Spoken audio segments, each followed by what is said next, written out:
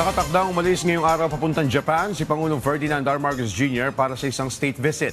Inaasahan namang mas mapalalakas pa ang kooperasyon ng Pilipinas at Japan sa iba't ibang larangan gaya ng seguridad, maritime and defense, ekonomiya, energy resilience at iba pa.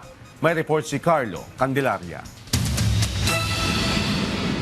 Nakatakdang magtungo si Pangulong Ferdinand R. Marcos Jr. mamaya sa Japan para sa isang state visit hanggang May 29 sa imbitasyon ng Japanese government. Kasama ng Pangulo si First Lady Liza Araneta Marcos na sasalubungin ng Emperor at Empress ng Japan sa isang welcome ceremony sa Imperial Palace. Ayon kay Department of Foreign Affairs spokesperson Annalyn Ratonel, mahalaga ang pagbisitang ito dahil nakatakda ring magpulong sina Pangulong Marcos at Japanese Prime Minister Takaichi Sanae upang pag-usapan ang kooperasyon ng dalawang bansa sa iba't ibang larangan gaya ng seguridad, maritime and defense, ekonomiya, energy resilience and decarbonization at emerging and future-oriented sectors. Pati na rin ang mga issue at suliranin na kinakaharap ng dalawang bansa.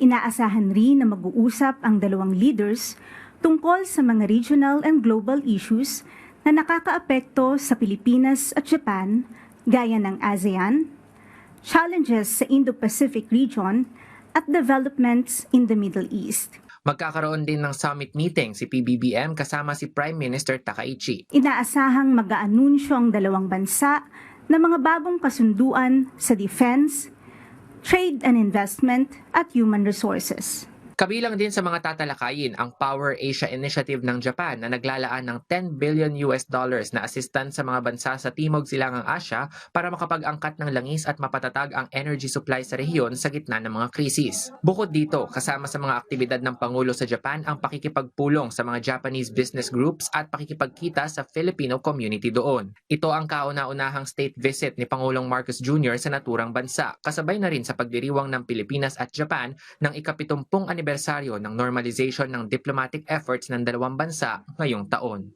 Carlo Luis Candelaria para sa Pambansang TV sa Bagong Pilipinas.